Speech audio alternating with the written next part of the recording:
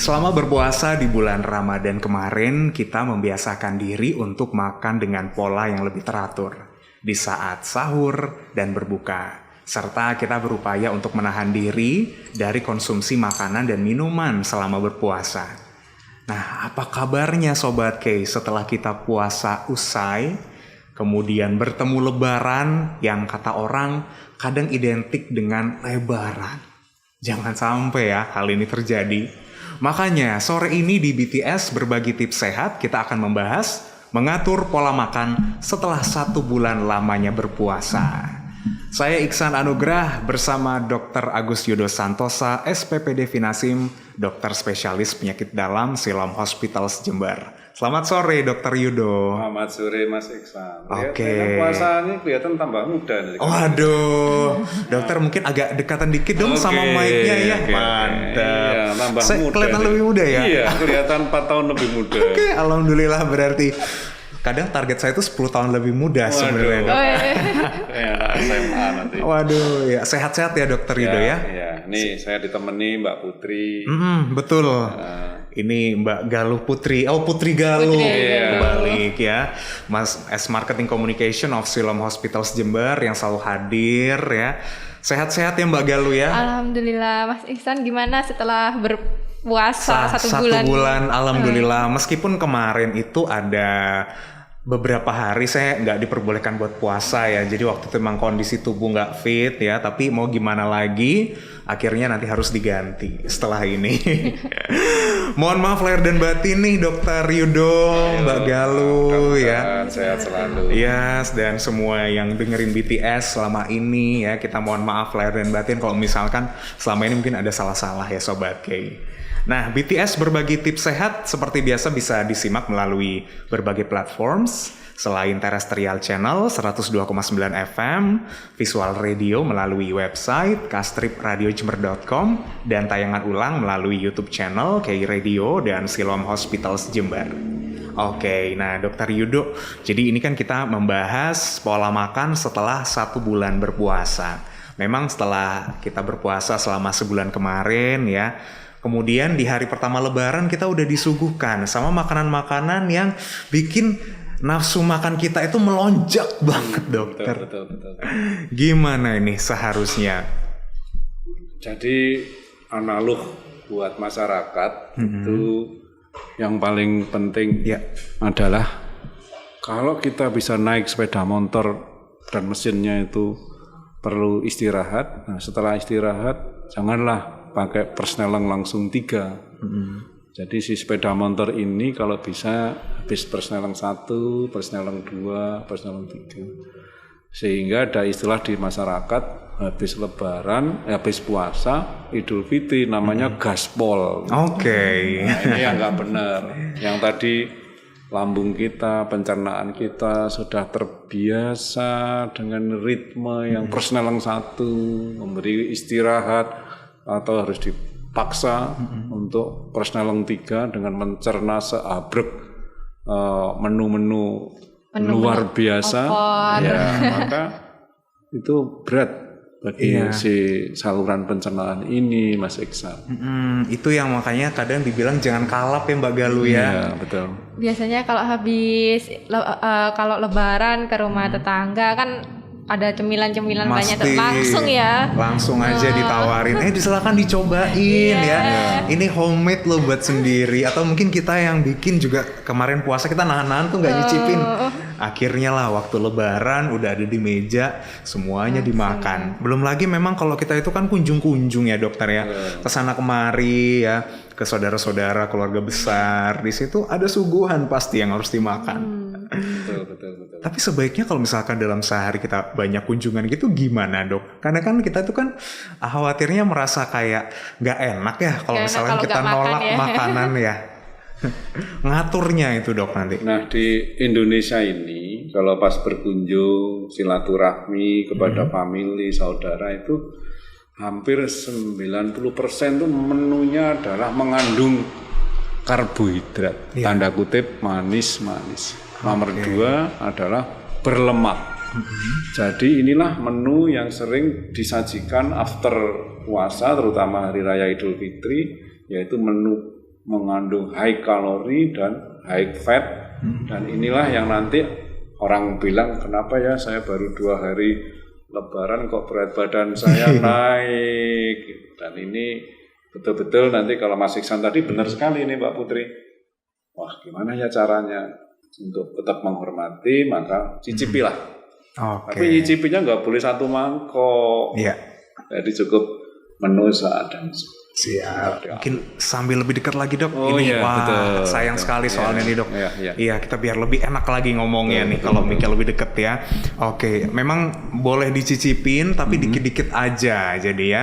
Dan ini kan juga baru hari ke berapa ya sobat, kayak mungkin masih banyak jadwal kunjungan Anda, entah itu ke teman-teman ya, ke sesama teman kerja atau ke keluarga-keluarga besar, bahkan reunian. Iya, biasanya itu yang terjadi. Yang terjadi kemarin setelah. Nah itu dia, buka bersama udah ya dok ya. Sekarang waktunya ketemu Lebaran, ketemu lagi reuni lagi, makan lagi. Waduh, dikontrol akhirnya nih sobat K. Jadi kalau misalkan tadi disinggung sama Dokter Yudo, orang Indonesia kebanyakan itu makan makanan yang fatnya tinggi ya, karbohidratnya tinggi. Sebaiknya yang seperti apa kita dalam mengolah makanan itu dok, mengatur pola makannya? Dari dulu manusia itu diciptakan fitrahnya itu harus 4 sehat 5 sempurna. Tidak tergantikan itu ya, pelajaran dari zaman dulu sampai sekarang ya. Ada protein, karbohidrat, fat, mineral, sayur dan lain sebagainya. Di terakhir adalah susu. Nah kalau di Lebaran itu kan yang 4 sehat 5 sempurna kan nggak ada semua. Yang ada hanya karbohidrat sama fat, protein aja. Syukur-syukur kalau nanti yang tuan rumahnya menyediakan opor ayam kayak begitu. Sehingga kita harus pandai-pandai memilih komposisi itu. Jangan kalau ada menu disajikan ternyata yang gunung adalah ya itu. Jadi nggak boleh, harus ya diratain lah. Iya. 4 sehat 5 sempurna. Ini adalah pelajaran yang dari dulu sejak ya. SD kita. Sejak SD. Saya kira kalau semakin perkembangan zaman tuh ada ketentuan baru, ternyata tidak ya dok ya. Itu masih tetap harus diperhatikan sobat K. Yang dulu kita pelajari mulai dari karbohidratnya, nutrisi, kemudian serat-serat ya yang harus dipenuhi. Mineralnya. Itu semua. Nah, bener banget tuh. Harus sempurna. Karena kalau ini semua kacau, pada akhirnya akan berimplikasi pada berat badan kita ya dok ya. Betul sekali. Makanya sih Lebaran itu jadi lebaran. Lebar badannya ya. Aduh, itu yang kadang menjadi dilema ya. Puasa-puasa kita udah seneng.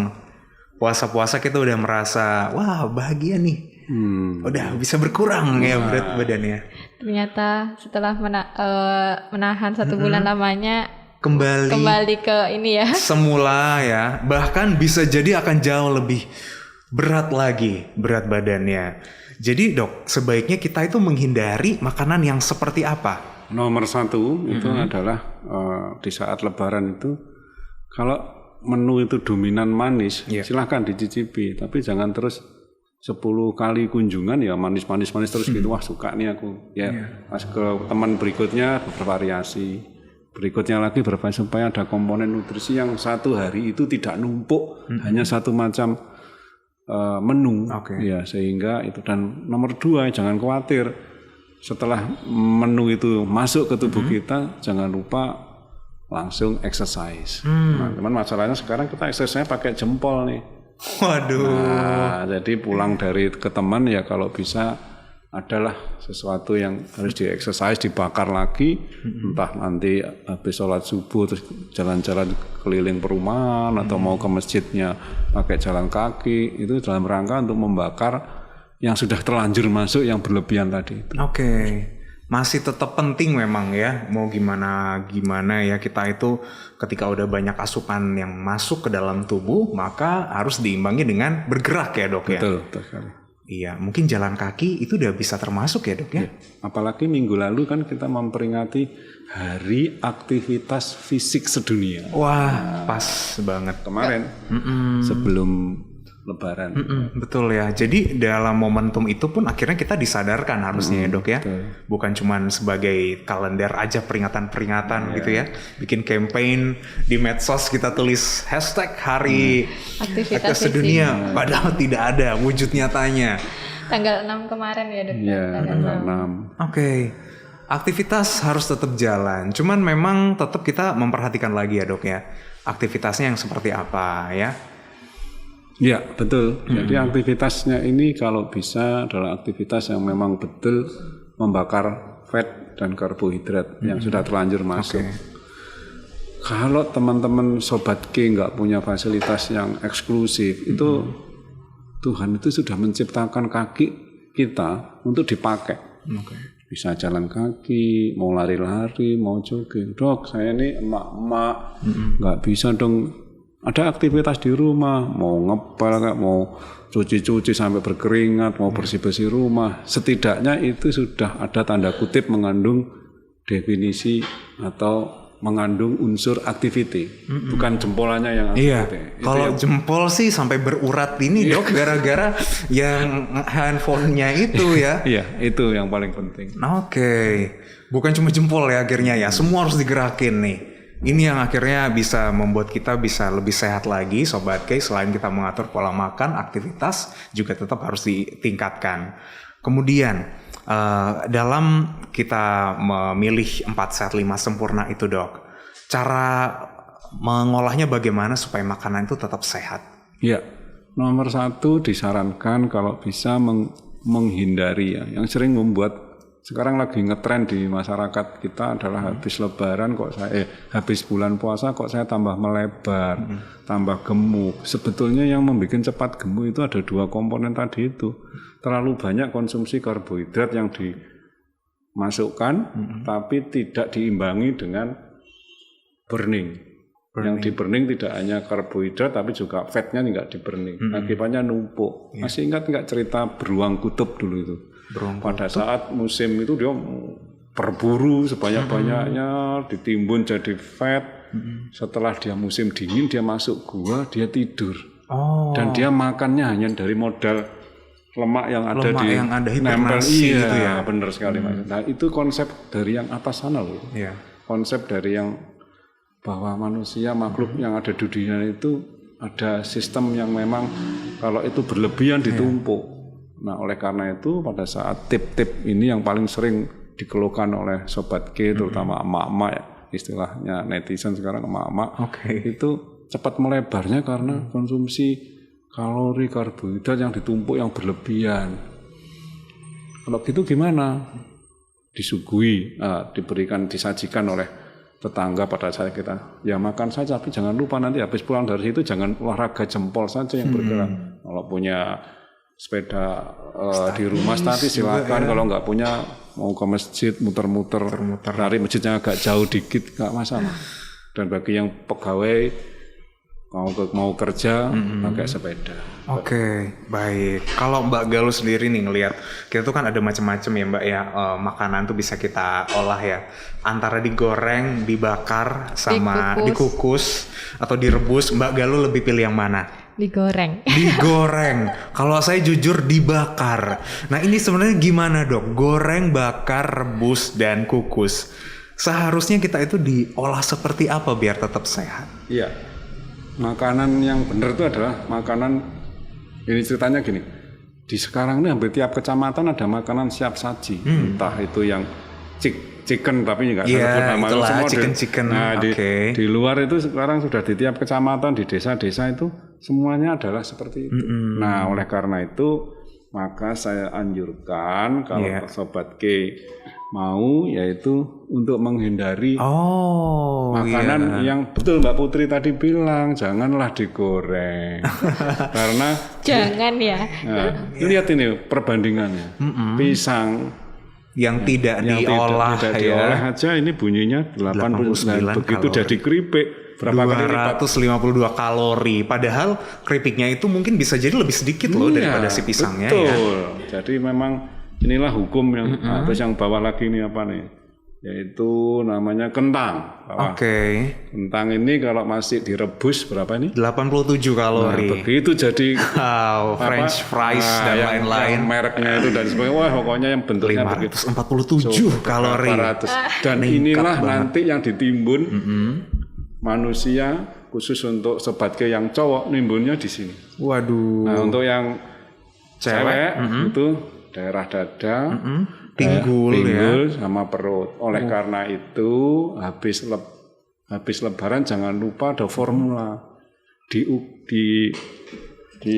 lingkar perut dari pusat itu pakai lingkaran, pakai meteran khusus cowok. Nah kayak Mas Iksan ini sudah langsing. Aduh, amin. Jadi kalau cowok lingkar perutnya nggak boleh lebih dari 90 cm. Oke. Nah kalau seperti Mbak Putri ini saya nggak khawatir.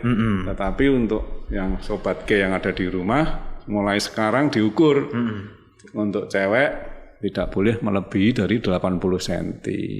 Itu adalah rumus atau rule yang memudahkan masyarakat kita di level apapun. Kalau mau pengen ya ada BMI, ada rumus itu enggak apa istilahnya ya kurang bisa familiar saja juga ya. Baik untuk masyarakat kita yang ada di daerah yang gampang pakai meteran aja. Karena dengan kita membuat lingkar perut itu setidaknya kita sudah mencegah metabolic syndrome. Ini formula bahwa dengan menurunkan lemak tebelnya di lingkar perut itu sudah kita mencegah metabolic syndrome. Apa itu metabolic syndrome? Sindrom itu kumpulan gejala hipertensi, kolesterol, obesitas, gula dan lain sebagainya. Baik, kita akan lanjutkan lagi pembahasan kita yang menarik ini tentang bagaimana mengatur pola makan setelah kita 1 bulan berpuasa. Tetap di BTS berbagi tips sehat. Yang namanya hari lebaran itu memang rezekinya banyak banget sobat. Kayak suguhan makanan yang istimewa itu pasti ada di mana-mana ya. Di rumah sudah ada, tetangga ada yang ater-ater, apalagi kita di Jember ini ya. Itu kan tradisi ater-aternya kuat sekali. Jadi bisa mencicipi sekalian makanan dari tetangga. Belum lagi ada kiriman dari mana, parcel-parcel banyak banget tuh. Tapi ingat sobat K, dikontrol ya. Mungkin cicip-cicip dikit boleh, tapi nyicipnya jangan 1 mangkok sekalian. Tadi juga udah disampaikan nih dengan Dokter Yudo, kalau kita perlu memperhatikan lingkar pinggang sobat K. Karena lingkar pinggang cowok itu kan nggak boleh lebih dari 90 cm ya dok ya. Ceweknya nggak boleh lebih dari 80 cm. Mantep. Tapi Mbak Galuh kayaknya udah gak usah mikirin ya Mbak Galuh ya. Tinggal waduh ini PR-nya kita nih sobat K, gimana caranya biar lingkar pinggang ini tidak lebih dari ukuran 90 untuk cowok dan 80 untuk cewek. Mungkin tapi kan kemarin waktu lebaran pastinya tahu ya. Soalnya kan kalau lebaran kan pasti beli baju baru.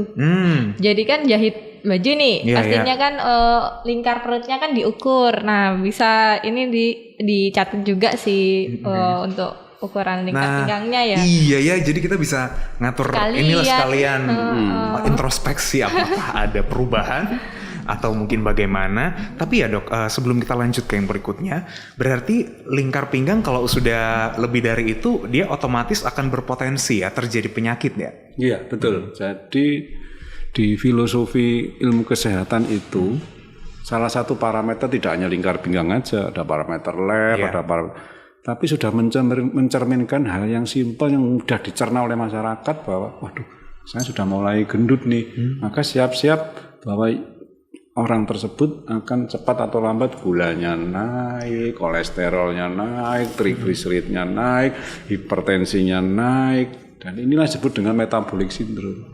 Sindrom kumpulan gejala metabolik adalah apa yang telah kita makan ini kayak beruang tadi ditumpuk-tumpuk, ternyata numpuknya tidak hanya di perut tapi juga di organ, pembuluh darah, hingga jadi hipertensi, ditumpuk di sana jadi fatty liver, ditumpuk di sini jadi perlemakan liver, seperti itu. Jadi tetap patokannya seperti itu, jangan sampai dilanggar ya. Mungkin kalau kurang itu lebih baik ya dok ya. Tapi yang penting jangan kurang-kurang banget ya. Betul. Nanti ada batas namanya istilahnya berat badan ideal. Bisa di googling itu tinggal ketik aja BMI. Berat badan ideal saya berapa, itu ada kayak bisa diatur nanti ya aplikasinya. Kan banyak orang ya yang kadang itu mengeluh gimana caranya ya biar bisa nurunin, apakah harus ngikutin pola diet yang seperti ini, pola yang kayak artis A atau dari influencer ini gitu. Dengan banyaknya pilihan itu otomatis mereka juga bingung. Tapi ada saran mungkin nih kalau dari Siloam Hospitals. Kebetulan di Siloam itu ada polislimming ya dokter. Nah polislimming ini sama dokter Yudo sebagai konsultan dok. Polislimming untuk diet. Nah itu bisa Sobat K itu ke dokter Yudo, ke polislimmingnya itu nanti untuk konsultasinya itu bisa setiap Senin sampai Sabtu ya dok. Nah kebetulan nanti itu juga Sobat K bisa pakai umum.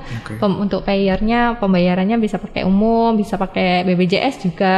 Bisa pakai BPJS, asuransi, semua kita terima. Mantap. Nah ini salah satu cara yang ini ya. Jadi kalau orang-orang itu kan biar tidak serta-merta memang mengikuti anjuran A, anjuran B, kadang-kadang bisa jadi mereka tidak tahu ya dok ya. Sebenarnya kebutuhan dalam tubuhnya tuh seperti apa ya. Gitu. Itulah yang makanya mungkin salah satu caranya lewat polislimming ini ya dok. Iya benar. Jadi kita ingin masyarakat yang bingung. Ternyata saya ini nggak boleh makan apa yang padahal di dalam tubuh kita, sel kita sudah diciptakan oleh Yang Maha Kuasa itu punya gen. Bahwa gen tiap manusia itu tidak bisa disamakan. Beda-beda. Mungkin Mas Iksan cukup dengan diet rendah karbohidrat, mungkin sudah bisa slimming. Tapi bagi orang lain belum tentu. Itulah kenapa di bidang kesehatan itu akan diperiksa darahnya, diberi sampel darahnya, nanti keluar gennya. Ternyata gen saya ini sensitif terhadap lemak. Loh, kalau udah sensitif terhadap lemak ya jangan makan lemak. Jadi tidak dipukul rata, kamu nggak boleh makan ini itu kan pemerkosaan tubuh. Aduh ini saya kok nggak boleh makan segala. Saya ini hidup di dunia ingin bahagia kok makanannya banyak sekali yang harus dilanggar. Maka yang benar seperti negara yang maju kayak Amerika itu semua pola hidup sehat itu sudah mengarah ke gen. Bahwa Bapak kalau mau pengen slimming ini loh periksa darahnya dan lain sebagainya, nanti keluar nanti Bapak ini ternyata sensitif terhadap fat. Maka advis dokternya, advis dari tenaga kesehatannya akan memberi saran, Pak, hasil print out-nya, hasil lab-nya darah itu ternyata Bapak itu sensitif terhadap lemak. Maka Bapak jangan sampai berlebihan terhadap lemak, kan nyaman. Yang lain dia bisa bebas. Yang lain bisa pelebaran, bisa yang tadi itu dicicipi semua, asal tidak berlebihan ya. Tapi dia sudah ingat, saya sensitif fat, maka jangan deket-deket sama masakannya Mbak Putri yang ngopor ayam tadi itu, gitu. Ini yang bisa menjadi solusi memang Sobat K. Setiap orang punya gen yang berbeda-beda. Ada yang cenderung gampang gemuk ya dengan fatnya, ada yang mungkin cukup ngurangin apanya aja gitu ya dok ya. Benar. Jadi semua itu bisa dikonsultasikan sebenarnya. Ada pemeriksaannya. Medical check up ya. Bener banget tuh Mbak. Jadi kan tidak serta-merta kita mungkin ada teman A, aku berhasil nih ikut programnya ini. Belum tentu yang satunya berhasil juga ya. Iya. Tapi dok, kadang-kadang kalau kita lihat kenapa ada yang bisa kurus juga ya dok ya? Meskipun sama-sama ikut program gitu. Betul. Maka ada istilah namanya program penurunan berat badan secara umum, yang satunya spesifik. Jadi bagi mereka yang dengan secara umum kayak tadi, umum itu kayak tadi itu menurunkan, hindari atau turunkan kalorinya, fatnya, kemudian nomor 2 exercise itu kan umum. Zaman kita SD sudah diajari tiap mau masuk kelas senam dulu habis dari rumah berangkat ke sekolah senam dulu, itu kan sebetulnya burning fat. Jadi kayak beruang tadi dibakar lemaknya supaya nanti lingkar perutnya tidak melebihi batas ambang yang saya sebutkan tadi. Nah kalau sudah yang umum ini, dok ini gagal dok, sudah tak coba sana sini, berarti sudah waktunya harus memeriksa sampling darah yang saya ceritakan tadi, pemeriksaan gen supaya nanti genmu itu beda sama temanmu. Nah, itu pemeriksaan yang istilahnya lebih ilmiah. Setelah dia tahu itu, maka dia akan tahu kelemahannya dia. Waduh, saya ternyata sensitif terhadap, contohnya tadi fat. Makanya jangan coba-coba menu yang tadi Mbak Putri katakan, coba-coba menu yang ayam yang dimasak Mbak Putri tadi itu. Sehingga mengajak masyarakat bahwa tidak semua apa yang dipakai orang lain itu cocok untuk kita. Karena gen kita itu berbeda, sudah muncul kayak payung ini merah, kuning, hijau. Mungkin gen kita itu hijau. Artinya pemakan segala, tapi cukup nanti keluar hasilnya. Oh, Anda itu cukup exercise saja, makan terserah kamu, tapi kamu harus rajin exercise atau olahraga, akan hilang sendiri lemakmu. Kan nyaman loh. Nyaman aduh ternyata saya pemakan segala, saya bisa bebas. Tapi dengan keluar hasilnya itu, ternyata saya cukup olahraga saja, ngapain saya harus diet itu? Ini kenyamanan duniawi yang wow, jadi nggak perlu lagi ini nggak boleh ini, galak sekali kan? Nggak begitu, karena di Amerika, di literatur, di referensi juga bilang di sana itu sudah mulai ada, ya. Bahkan di negara tetangga yang maju seperti itu mau ngobati orang itu pakai gen. Oh, dites dulu ya. Kayaknya kamu kalau dikasih sama-sama penurun panas, yang obat ini nggak akan turun karena gennya itu cepat responsif dengan obat itu walaupun hanya dosis minimal. Keren banget kan? Iya. Dan itu justru akan jauh lebih efektif ya dok, daripada lebih cepat ya. Trial and error coba. Iya. Jadi jangan jangan sih, lebih tepatnya tidak indahnya kita cek secara rutin kesehatan kita. Kebetulan kita juga ada medical check up untuk rutinan. Itu Sobat K bisa akses juga nih Mas Ihsan di My Siloam. Jadi di situ udah ada fiturnya untuk medical check up dan free admin gitu. Wih, mantap ya. My Siloam ini bisa Anda download di App Store dan Play Store Anda. Jadi Sobat K yang sekarang udah rata-rata punya smartphone lah ya, tinggal di-download aja. Itu jauh lebih mudah. Bahkan jadwal dokter juga ada ya di sana. Jadwal dokter sudah bisa diakses di situ. Kita juga bisa janji temu sama dokternya. Supamanya mau ke dokter Yuda bisa nih langsung dari rumah bikin daftar identitas, terus kemudian juga langsung check in, jadi nggak perlu ambil nomor antrian lagi di rumah sakit. Itu prosedur yang jauh lebih efektif dan lebih mudah Sobat K ya. Bahkan nah tadi saya tuh ngelihat polyslimming ini akhirnya terbuka ya dok ya, ketika kita yang mungkin sama-sama bisa berhasil, tapi kadang itu yang menyebabkan orang itu kayak lemes ya. Ada yang kelihatannya lemes, mengeluh, saya emang udah kurus berhasil, tapi saya tuh lemes tiap harinya, atau enggak gampang marah gitu dok. Yang keringat dingin. Nah itu dia, gampang marah, terus ada yang justru anemia dan lain sebagainya. Betul. Ini semua berarti akibat dari mungkin mereka yang tidak tepat ya dok ya. Iya betul sekali. Oke. Berarti kalau polyslimming ini metodenya tadi menggunakan darah itu, pemeriksaan sampel darah, nanti keluar hasilnya apakah yang bersangkutan ini sensitif terhadap pola-pola makanan tertentu yang harus dihindari karena gennya dia seperti itu. Dan itu nanti akan dilakukan bimbingan secara intensif atau seperti apa? Betul. Nanti ada briefing, ada edukasi, dikasih leaflet. Bu, ini nggak boleh makan ini karena ibu sensitif terhadap ini. Dan itu dia akan memorinya terus akan terjaga. Dan dia akan merasa nyaman. Aku bisa ngicipi yang teman-teman yang lain. Itu bebas nih aku. Gitu, tanpa terpengaruh orang. Jangan. Nggak bisa. Saya sudah punya lampu merah kuning di sel itu ada lampu merah kuning hijau.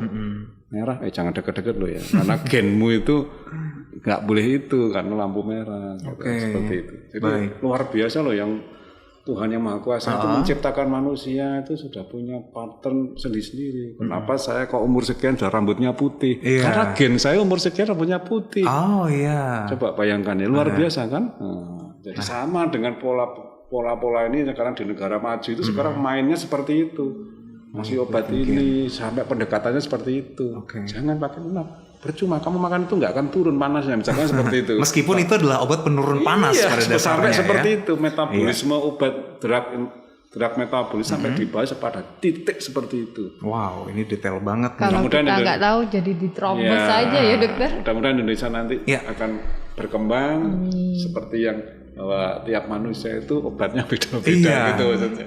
Itu akan justru mudah-mudahan jauh lebih efektif nanti ya. Betul. Baik, kita lanjutkan lagi nih Sobat K pembahasan kita tentang bagaimana mengatur pola makan setelah 1 bulan berpuasa. Ada yang menyatakan kalau cemilan itu boleh kita sisipkan, Dok, ya, di jeda-jeda makan tertentu. Nah, ini kira-kira boleh atau tidak kita akan bahas setelah yang berikut ini. BTS berbagi tips sehat. Saya Iksan Anugrah masih bersama dengan teman-teman dari Siloam Hospitals. Sore hari ini ada Dr. Agus Yudo Santosa, SPPD Finasim, dokter spesialis penyakit dalam Siloam Hospitals Jember, dan ada juga Mbak Putri Galuh, Marketing Communication of Siloam Hospitals Jember. Tentunya kita masih terus membahas nih bagaimana untuk mengatur pola makan setelah 1 bulan kita berpuasa. Harapannya kan kita puasa kemarin sehat, sekarang kita lebih sehat lagi. Menjadi manusia yang sehat itu memang rezeki yang paling nyaman sebenarnya, yang paling indah. Soalnya bisa aktivitas. Iya. Kalau udah sakit kita nggak bisa ngapa-ngapain. Bener. Ada konser Blackpink nggak bisa nonton, iya. Ya kan? Hi-fi juga nggak bisa. Itu dia. Oke, tadi yang sempat kita tahan dikit itu adalah cemilan. Orang-orang itu kadang meletakkan cemilan itu, Dok, kayak misalkan antara makan pagi dengan siang, siang dengan malam. Nah, sebenarnya polanya yang bagus seperti itu atau bagaimana, Dok? Ya, cemilan itu adalah untuk sebetulnya niatnya untuk menutupi nutrisi yang taruhlah nih 3 nih, makan pagi, siang, sore. Karena pagi ini kerjanya terlalu keras. Maaf saudara kita yang mungkin di pertanian yang harus mengurai fisik itu. Ya, beliau-beliau itu menyisipkan cemilan atau snack di tengah-tengah ini. Nomor 2, yang kalau habis sholat, habis siang terus ada kegiatan tapi itu cemilan.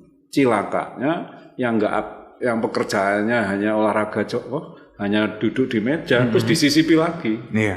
Akhirnya apa? Numpuk. Nah, numpuk. Makanya saya bilang kalau mau cemilan monggo, tapi ingat niatnya apa. Kalau niatnya saya menghargai teman saya ini ada tamu boleh, tapi yang seperti yang Mas Iksan bilang tadi. Iya.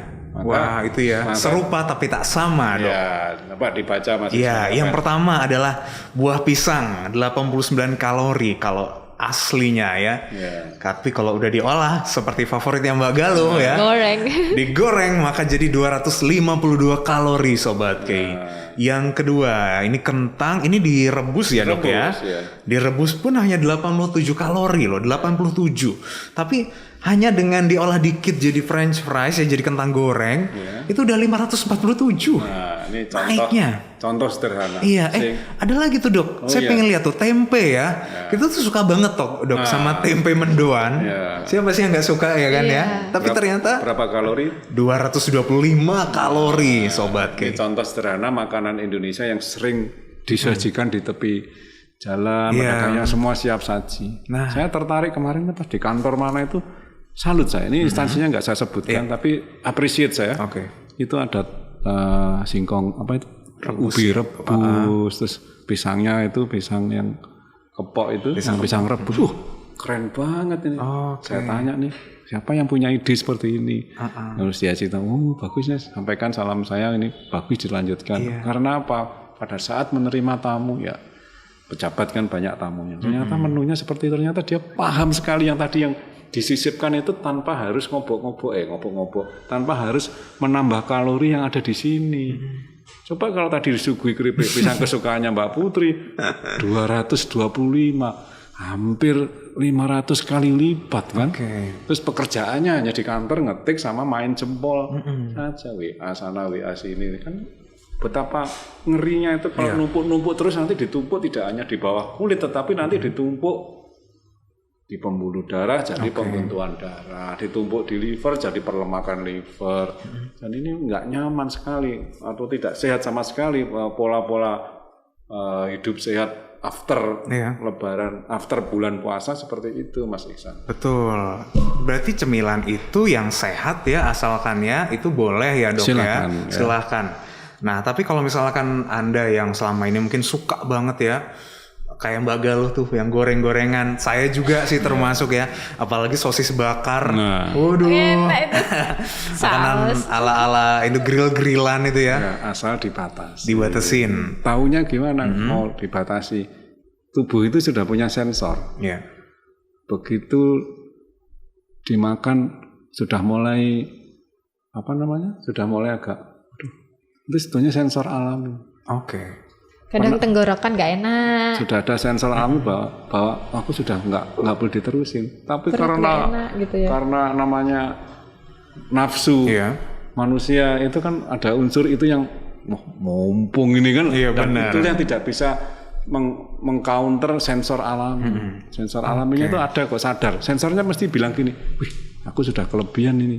Jangan. Nah, gitu ya. Sebenarnya sudah sadar itu. Sudah sadar bahwa sensor alami dari tubuh untuk mengingat, waduh sudah kebanyakan ini. Oke. Tapi mata menatap seperti masih nikmat. Masih nikmat. Ya, Udahlah dilanjut-lanjutin dikit-dikit dulu, dikit-dikit lama-lama jadi bukit. Iya. Itu dia. Berarti Dok, kalau misalkan kebutuhan kalori setiap orang ini gimana Dok? Apakah setiap orang beda-beda atau? Manusia normal itu kan 25 sampai 30 kilokalori per kilogram badan per hari. Taruhlah pagi 1 piring, siang 1 piring, sore 1 piring. Itu sekitar itu.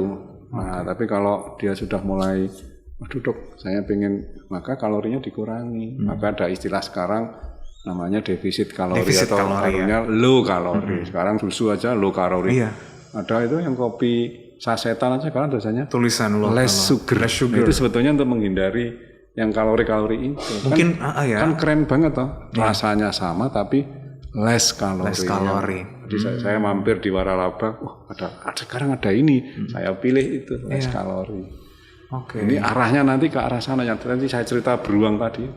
Benar. Kita bisa membatasi yang cepat menggemukkan badan, maka tubuh itu akan membakar yang tersimpan itu. Oke. Ini seperti timbangan. Kalau aktivitas kita tinggi, maka yang terbakar juga banyak. Tapi kalau kita yang gerak hanya jempolannya saja, maka yang kalori itu dimasuki terus nggak akan terbakar. Ya terbakar ada, tapi kan nggak seimbang dengan timbangan tadi itu. Prinsipnya seperti itu alaminya. Maka dianjurkan, seperti yang pernah saya ceritakan dulu, manusia itu dulu zaman purbakala itu diciptakan cari makan itu berburu. Makan pagi bawa tombak lari ngejar rusa kan, sampai berkeringat. Begitu dimakan berburu lagi, dibakar lagi. Sekarang kita berburunya pakai aplikasi. Wah, berburu diskon-diskon yang udah muncul. Begitu 5 menit, begitu 5 menit makanannya datang. Jadi filosofinya manusia sejak dulu itu di zaman purbakala itu sudah kayak alaminya itu mengikuti habis semua kan sama keluarganya di gua. Terus itu makan apa kita berburu lagi untuk makan berikutnya gitu ya. Nah, sekarang sudah nggak berburu, cuman berburu aplikasi. Di sana harganya sekian. Pak, sampai sini 5 menit ada gambarnya aplikasi. Kurang 1 menit sudah siap-siap udah nyampe. Ojeknya berburunya beda. Tapi walaupun ada begitu tetap sadar. Wah, aku habis makan besar nih. Cobalah tak bersih-bersih rumah sampai berkeringat, cuci baju. Keliling mau ke tempat ibadah jalan kaki itu lebih nyaman untuk yang burning your fat, burning your calorie. Itu burning itu seperti ini. Apa yang kita masukkan harus kita bakar. Burning your fat, burning your calorie, burning your karbohidrat. Itu adalah fitrah manusia yang fitrah tubuh manusia yang diciptakan Tuhan dalam keadaan balancing. Besar pasak pada tiang itu untuk ekonomi. Kalau kita besar pemasukan daripada pembakaran. Mantap. Oh ya, ini kan ada orang yang suka mengurangi atau bahkan tidak sama sekali Dok. Mereka tidak sama sekali menggunakan garam dan gula pada makanannya. Sebenarnya hal yang seperti itu diperbolehkan nggak Dok? Iya, jadi itu sudah saya sering ditanyakan oleh beberapa masyarakat. Sebetulnya gimana Dok gula? Garam sama sekali tidak ditaruh. Manusia itu kan kebutuhannya tetap harus ada. Hidup, tidur pun itu perlu garam. Di antaranya adalah 1 gram per hari. Lebih dari itu hipertensi. Maka di beberapa media hindari garam. Maksudnya kalau kita makan garam, air itu kan akan ngikuti. Kalau orang makan garam kan haus. Makanya dia cenderung untuk minum, dan air itu kan dengan garam itu bagaikan semam isi, numpuk di dalam nggak keluar. Sehingga kalau kita ngurangi garam, air masuk langsung keluar urin atau kencing. Atau yang lain, tapi kalau garamnya tinggi dia kan berikatan di sini, akhirnya numpuk di itu. Namanya berat badannya naik karena kebanyakan garam, karena memang garam itu mengikat punya rumus kimiawinya. Terus yang nomor 2 tadi yang gula. Sekarang semua waralaba ke aplikasi semua menyediakan menu yang ada tulisannya less sugar. Itu bagus sekali. Karena apa? Karena gula itu adalah satu-satunya komponen nutrisi yang bisa langsung siap dipakai. Otak itu nggak perlu pakai fat, otak itu nggak perlu pakai protein. Yang otak butuhkan adalah gula. Jadi kalau Mas Iksan kerja di sini tahu-tahu nggak fokus ya, kok galvok, berarti gulanya kurang. Jangan makan gorengan, tetap akan nggak fokus karena dibutuhkan otak itu juara 1 atau yang pertama kali dia butuhkan itu adalah gula. Jadi kalau Mas Iksan lagi kerja di sini bikin laporan atau apa, kok saya nggak fokus-fokus atau nggak fokus-fokus. Minum gula, air yang minuman yang ada gula, maka dia akan cering gitu karena kebutuhannya sudah terpenuhi. Tapi jangan terus dilanjut gula terus diabetes dong. Jadi seperti itu. Jadi itu kita kembali ke fitrah. Tetap butuh memang tubuh manusia itu membutuhkan sangat butuh nutrisi seperti itu. Jadi jangan diperkosa. Istilahnya anak sekarang pemerkosaan nutrisi. Tidak lebih dan tidak kurang. Tidak lebih dan tidak kurang ya. Takarannya itu berarti tadi garam 1 miligram ya? Iya, 1 gram. 1 gram per hari. Ya, 1 sampai 2 gram. 1 sampai 2 gram per hari. Kalau gula? Kalau gula itu ada tadi itu terkait dengan kalori 25 sampai 35 kilo. Tinggal dinyesuaiin aja ya. Per kilogram badan. Taruhlah 1 sendok teh itu 100 gram, 100 kalori. Teh manis mana ada teh manis di sini? Lagi lagi beres-beres soalnya di dok. Habis lebaran ya. Iya. teh manis yang 1 botol kecil itu, yang aqua kecil itu kan sudah 100 kalori. Ini yang takarannya ada tulisannya yang teh kotak itu loh. 100 kalori. Nah sementara kita minum 100 kalori, olahraganya jempolan hanya 10 kalori, gimana? Tumpuk di sini. Jadilah gulanya, kadar gula saya kok tinggi. Ternyata tadi itu gula yang masuk sama gula yang. Jadi kalau mau menghilangkan gula itu gampang, dengan exercise gulanya cepat hilang. Fat juga sama, begitu exercise hilang karena di burning, dibakar dengan metabolisme tubuh baik aerobik maupun anaerobik. Aerobik itu yang yang baik. Mantap sekali nih pembahasan kita soal pola makan ini, semakin menginspirasi, memotivasi kita ya Sobat K ya. Mumpung belum telat waktunya, setelah kita lebaran ini perbaiki gaya hidup kita. Masih ada 1 segmen lagi dalam BTS, nanti kita akan bahas mitos-mitos dan fakta seputar pola makan. Tetap di 102,9 FM K Radio. 102,9 FM KI Radio, Sound of Knowledge. BTS berbagi tips sehat bersama Siloam Hospitals Jember. Bisa Anda saksikan juga melalui YouTube channel KI Radio dan Siloam Hospitals Jember. Nah, sebelum kita masuk ke mitos dan fakta, nanti akan ditunjukkan oleh Dr. Yudo dan Mbak Putri ke kamera masing-masing ya di situ ya. Itu apakah mitos atau nanti fakta nanti ya. Tinggal dibalik aja kipasnya. Ada 1 pertanyaan yang masih tersisa nih dok. Perlu nggak sih kita melakukan gaya hidup vegetarian sebenarnya? Jadi ini masih belum mitos dan fakta ya gitu, dok ya? Saya sudah mulai. Belum. Perlu itu, atau tidak? Jadi itu yang sering terjadi dan sering ditanyakan ke masyarakat ke saya. Dok, kalau saya vegetarian aja gimana? Terus saya bilang, Bapak ini aktivitasnya luar biasa. Tubuh itu tidak hanya tubuh Bapak itu seperti yang saya cerita ke Mas Iksan tadi, itu tidak hanya sayuran tok, perlu yang lain, yaitu pada saat kita mau mikir berat yang dibutuhkan otak adalah gula dulu, karbohidrat sudah masuk.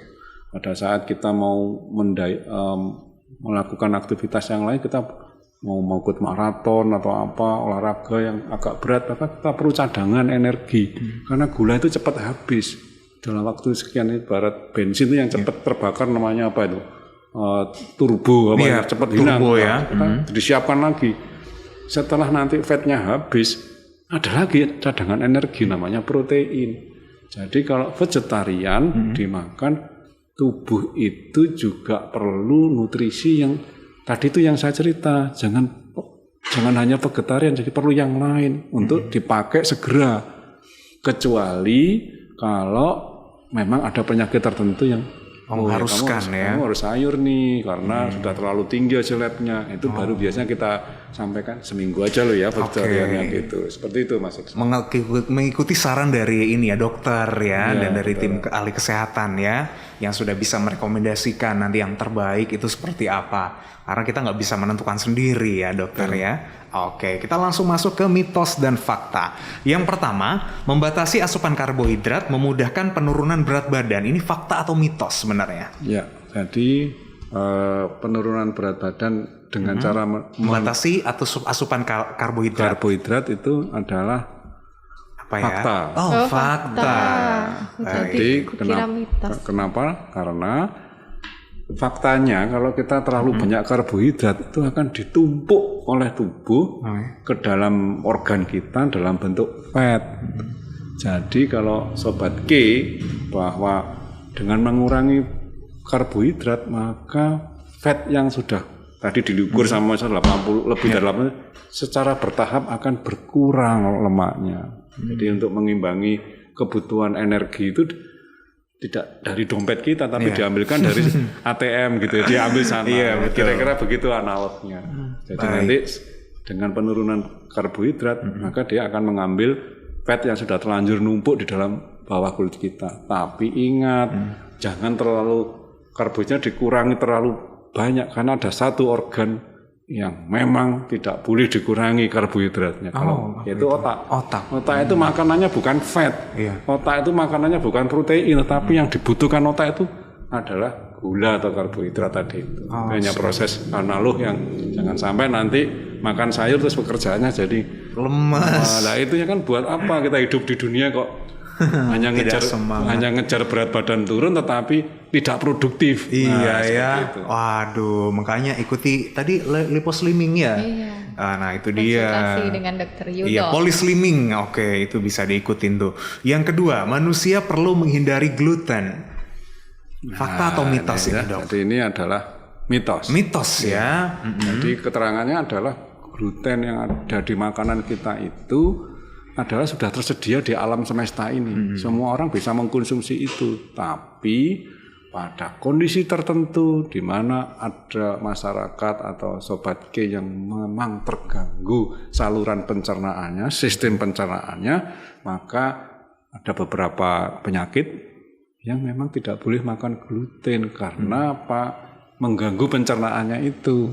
Nah, penyakitnya nggak saya sebutkan, tapi memang ada masyarakat atau warga kita, saudara kita yang memang dianjurkan tidak makan itu karena si pencernaannya itu sensitif terhadap hal-hal itu. Apalagi kita kan tahu gluten itu ada di roti, ada di snack yang roti kering dan lain sebagainya, bahan bakunya itu. Tapi di saluran pencernaan dia tidak tahan mendigest atau mencerna itu, sehingga itu pun terdeteksi pada saat pemeriksaan lab yang disebutkan Mbak Putri tadi. Coba dicek, ternyata ibu nggak bisa makan gluten karena memang sistem pencernaannya memang nggak tahan untuk mencerna itu.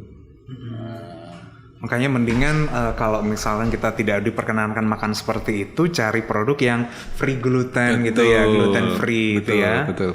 Baik, yang berikutnya, buah dan sayuran mentah lebih baik ketimbang yang diolah. Ya, ini adalah mitos atau fakta? Apa tadi, Mak? Buah dan sayuran mentah ya, itu lebih baik ketimbang yang diolah lagi. Nah, ini jawabannya adalah fakta bahwa memang sayuran segar itu faktanya lebih banyak nutrisinya.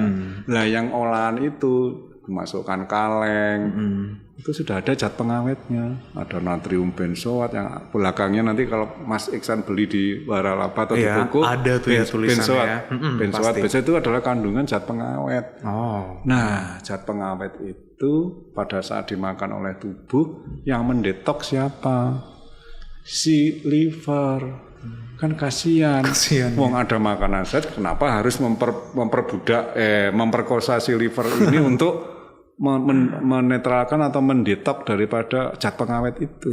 Itulah kenapa adik-adik kita yang SD itu kan sakit di livernya. Iya, sakit itu saya sakit perut habis makan ini karena memang sistem pencernaannya disetting untuk anak-anak yang sedang masih usia muda itu harus makanan yang mudah didigest atau mudah dicerna, kok ditambahi dengan yang mengandung zat-zat pengawet itu yang memang itu membebani organ dan organ yang diciptakan Tuhan. Juara satu mendetoks apa yang kita masak, yang kita makan adalah si liver. Nah itulah Mas Iksan bahwa sayur segar, fresh lebih bagus itu faktanya mengandung banyak nutrisi. Nah, siap. gitu. Oke, jadi jangan terlalu diolah ya dok ya, lebih baik yang segar kan orang Indonesia apalagi orang-orang Jawa nih lalapan ya. Tapi ngolahnya harus yang bersih loh ya. Oh iya, yang harus yang bersih. Nah, itu tadi. Dulu. Nanti ada apa nggak bersih. Hygiene-nya harus tetap diperhatikan walaupun mentah ya. Iya, betul banget. Yang keempat nih, masih ada 2 lagi. Makanan berlabel bebas lemak itu pasti lebih sehat, dok. Makanan-makanan yang dimaksud adalah yang dalam bentuk kemasan ini, dok.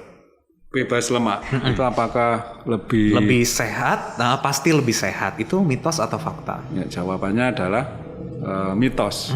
Karena apa? Karena makanan yang bebas lemak itu harusnya adalah ada tulisannya. Oke. Kebutuhan lemak di dalam tubuh kita, kebutuhan lemak yang harus kita konsumsi hanya 30%. Nah, sedangkan nanti kalau ada makanan yang berlabel bebas lemak, nah tadi kembali, tubuh kita itu kan juga butuh lemak 30% proporsinya. Kalau lebih dari 30%, kembali ke yang tadi lingkar perut apa. Makanya Sobat K, jangan lupa kalau membeli makanan berlabel bebas lemak, teliti kandungannya lagi yang kecil-kecil tuh ya. Di kalengnya atau di botolnya atau itu bener nggak nih bebas lemak? Kalau memang betul tulisannya ya bebas lemak, maka silakan dikonsumsi karena itu memang kalau niatnya untuk wah saya nggak pengen gemuk, saya pengen agak langsing itu memang bagus. Tapi ingat kalau nggak ada niatan untuk melangsing, mau berat badan saya seperti Pak Putri ya boleh kan saya mengkonsumsi lemak kan, seperti itu bebas. Nah, jadi kalau ada yang mau niatnya kembali lagi kalau niatnya wah saya mau maka makanan yang tulisannya apa free lemak gitu ya. Itu sangat bagus karena lemaknya si Sobat G sudah terlalu banyak. Caranya gimana? Diukur. Tidak boleh lebih dari 80 dan 90 cm bagi cowok. Siap. Berarti enggak ini aja ya yang kita lihat biasanya kalau makanan expirednya. Iya. Tapi komposisinya juga memang budaya perlu dilihat membaca ya, Mong ya. Makanya semua yang ada di tulisan di label itu dibaca ya pada akhirnya ya. Tidak aksesoris saja itu dibaca. Mantap. Yang terakhir, makan di malam hari tidak membuat gemuk, dok. Nah, ini mitos atau fakta? Tidak membuat gemuk. Iya. Itu adalah mitos. Faktanya adalah makanan yang dimakan malam hari harusnya seperti pagi harus dibakar. Bakar lagi. Nah, kalau makan malam hari itu kan tidur tuh. Maka istirahat. Makanan itu akan masuk ke perut, diolah, sebagian jadi fat, sebagian jadi ini ditumpuk lagi. Akhirnya lingkar pinggangnya besar lagi. Itulah kenapa saya lihat di sini malam hari anak-anak ini tak lihat di jalan sebelah itu. Loh, kok nasi goreng gitu. Saya kaget juga nasi goreng. Iya. Istilah mereka di medsos sangu tidur. Loh kok sangu tidur kok dibuat sama nasi goreng? Ada pernah di medsos posting makanan sangu tidur. Loh kok sangu tidurnya apa enggak sebaiknya sebelum tidur itu menghindari yang seperti itu. Makanya tadi Mas Iksan bilang kalau mau tidur ya mending yang vegetables tadi itu yang sayuran apa tadi vegetarian vegetable atau vegetarian itu adalah menu sayur itu lebih baik karena dia tidak ditumpuk. Dia hanya sekedar high fiber. Jadi yang vegetable makanannya tanda kutip orang vegetarian itu adalah itu isinya fiber.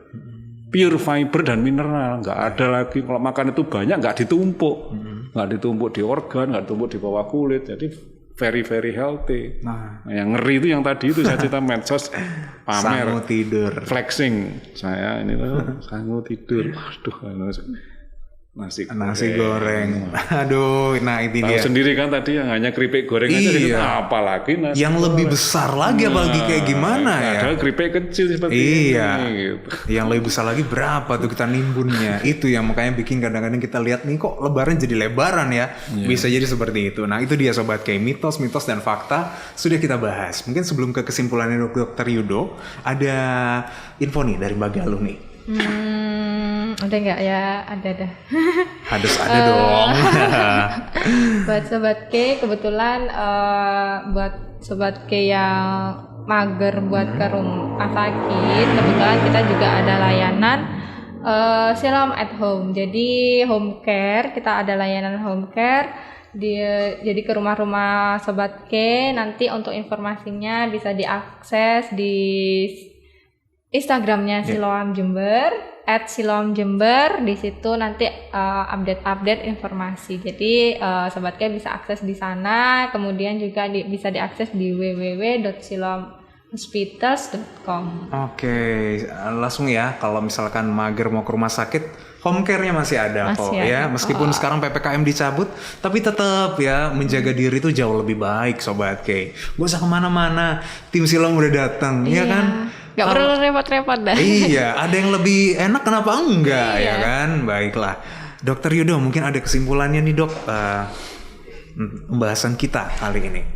Kepada Sobat K, mengucapkan selamat Hari Raya Idul Fitri. Jangan lupa di hari yang fitri ini badan kita juga harus fit dengan cara mengkonsumsi makanan yang bergizi. Tadi Mas Iksan sudah menyampaikan 4 sehat 5 sempurna. Hindari makanan yang mengandung zat pengawet, hindari makanan yang mengandung high fat, mengandung high kalori. Semuanya disiapkan dan disetting untuk masing-masing orang adalah beda-beda. But yang paling penting adalah makanan-makanan yang mengandung tadi itu high kalori, high fat maupun yang high natrium atau tinggi garam, itu memang semuanya dihindari dan tidak terlalu banyak agar setelah Lebaran seperti yang dibilang Mbak Putri kita tidak melebar. Demikian Mas Iksan. Baik, terima kasih kedatangannya Dr. Yudo. Terima kasih Mas Iksan. Selamat Hari Lebaran ya. Selamat Lebaran ya. Mohon maaf lahir dan batin kita sekalian di sini. Mohon maaf lahir batin. Baik. Terima kasih juga Sobat K ya buat Anda yang sudah mengikuti BTS berbagi tips sehat. Kita akan ketemu lagi di edisi yang berikutnya. Jangan lupa Anda bisa tetap terus menjaga kesehatan tubuh dengan tidak ada salahnya melakukan medical check up. Di mana tempatnya? Langsung aja Anda datang ke Siloam Hospitals Jember yang ada di Jalan Gajah Mada nomor 104. Wah, saya udah hafal nih Sobat K. Kalau lebih mudah lagi Anda tinggal akses My Siloam yang tersedia di Play Store dan App Store Anda. Sampai jumpa.